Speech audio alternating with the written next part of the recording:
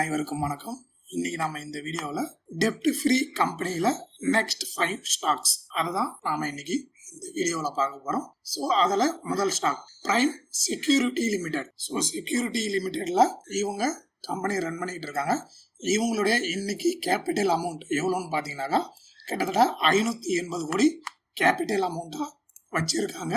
இவங்களுடைய stock price value 176 இன்னைக்கு மார்க்கெட்டில் ரன் ஆகிட்டு இருக்கு.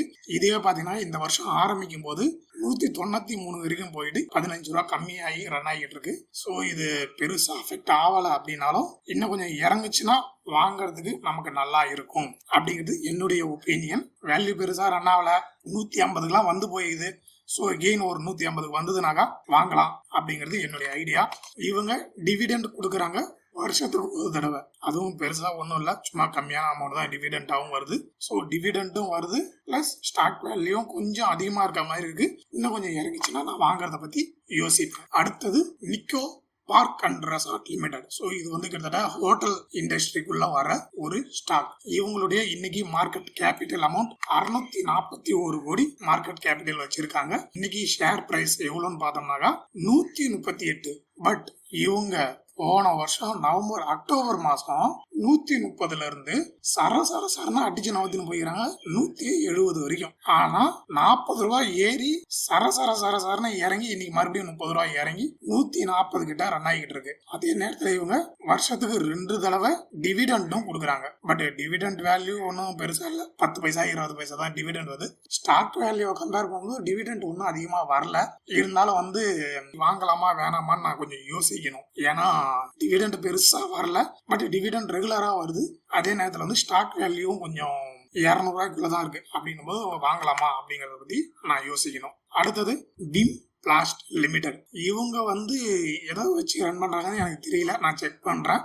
அதே நேரத்தில் வந்து இவங்களுடைய சந்தை கேபிட்டல் அமௌண்ட் 642 கோடி. பரவாயில்ல, மற்றதை கம்பேர் பண்ணும்போது இவங்க கொஞ்சம் அதிகமான அமௌண்ட் தான் உள்ள இன்வெஸ்ட் பண்ணி வச்சிருக்காங்க.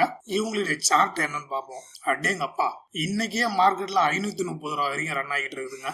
ஆனா கிட்டத்தட்ட போன வருஷம் அக்டோபர்ல பாத்தீங்கன்னா 700 ரூபா அங்க இருந்து அடி வெளுன்னு செம்மையா அடி வாங்கிட்டு வந்தது.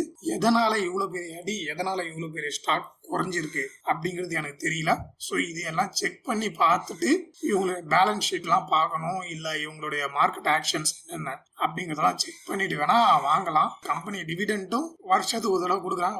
ஓகே, மார்க்கெட் வேல்யூக்கும் டிவிடெண்டுக்கும் ஓரளவு ரீசனபிளா இருக்கு. நல்ல வேல்யூல தான் டிவிடெண்ட் தராங்க. ஸோ கண்டிப்பா நான் இதை வாங்குறத பத்தி யோசிக்கிறேன்.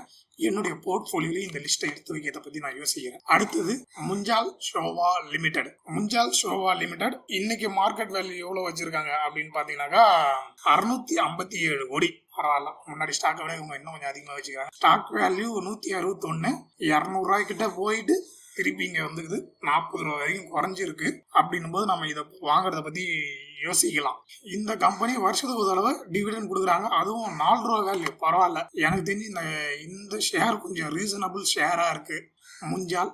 ஏன்னா 4 ரூபா வரைக்கும் டிவிடெண்ட் தராங்க. இன்னைக்கு மார்க்கெட் வேல்யூல 160. நான் இதை வாங்குறத பத்தி யோசிக்கிறத விட ஒரு 2-3 ஷேர் வாங்கி வைக்கிறதே நல்லது அப்படிங்கிறது என்னுடைய ஐடியா. எனக்கு தெரிஞ்சு நான் வாங்கினாலும் வாங்கிடுவேன், பலது சம்பளம் வரட்டும், வாங்கறத பத்தி நான் யோசிக்கிறேன். இந்த வீடியோவில் நம்ம கடைசியா பார்க்க போற ஸ்டாக் NIN டெக் சிஸ்டம். இவங்க இன்னைக்கு ரேஞ்சுக்கு மார்க்கெட் கேபிட்டல் 112 கோடி மார்க்கெட் கேபிட்டல் வச்சிருக்காங்க. கிட்டத்தட்ட 450 ரூபா. அதேங்கப்பா, ஒரு ஐடிசி வாங்குற விலையை விட ஒரு ஐடிசி வாங்குற விலைக்கு ஈக்குவலா இது இருக்கு. அப்படின்னும் போது எங்க போய் வந்திருக்காங்க, 600 ரூபா வரைக்கும் போயிட்டு திருப்பி 450ல வந்துக்கிறாங்க. அப்படின்னா கிட்டத்தட்ட 150 ரூபா ஓவரால் ஹைல இருந்து இறங்கி இருக்கு. அப்படின்னும் போது யோசிக்கலாம், ஐடிசி ரேஞ்சுக்கு இவங்க டிவிடெண்ட் தராங்களா அப்படிங்கிறதையும் பார்ப்போம். இந்த ஸ்டாக்ல டிவிடெண்டே வரல, இன்னைக்கு வரைக்கும் அவங்க டிவிடெண்ட் கொடுக்கல. இந்த ஸ்டாக் எப்ப ஆரம்பிச்ச ஸ்டாக்னு தெரியல, 1 வருஷம் தான் ஆகுது. இது வரைக்கும் டிவிடெண்ட் தரல. ஸ்டாக் வேல்யூ வந்து கொஞ்சம் இறங்கிட்டு வருது. இன்னும் கொஞ்சம் இறங்குச்சுன்னா இதை பத்தி என்ன எதுன்னு யோசிக்கலாம். ஓகே, இன்னைக்கு இந்த வீடியோல அடுத்த 5 ஸ்டாக், அதாவது போன வீடியோவுடைய கண்டினியூவேஷன் இந்த வீடியோவில் நம்ம பார்த்தோம். போன வீடியோவுடைய லிங்கையும் நான் இந்த வீடியோவோட டிஸ்கிரிப்ஷன்ல கொடுக்குறேன், அதையும் போய் பார்க்கறதுதான் பாருங்க. எல்லாமே வந்து உங்களுடைய ஓன் ரிஸ்க். உங்களுக்கு விருப்பப்பட்ட மட்டும் ஸ்டாக்ஸ் வாங்குங்க, யாரு சொல்லியும் ஸ்டாக்ஸ் வாங்காதீங்க. அதுதான் என்னுடைய முதல் வேண்டுகோள். ஓகேங்களா? நானும் வந்து எனக்கு தெரிஞ்ச விஷயங்களை உங்களுக்கு ஷேர் பண்றேன். அதுக்காக நான் யாரையும் வாங்க சொல்லி வற்புறுத்தவே இல்லை. ஏன்னா நானும் ஒன்றும் செபி ரெஜிஸ்டர் ஆள் கிடையாது. அதையும் புரிஞ்சுக்கங்க. ஸோ உங்களுக்கு விருப்பம் இருந்தால் மட்டும் தேவைப்படுற ஸ்டாக்கை வாங்குங்க. நன்றி, வணக்கம்.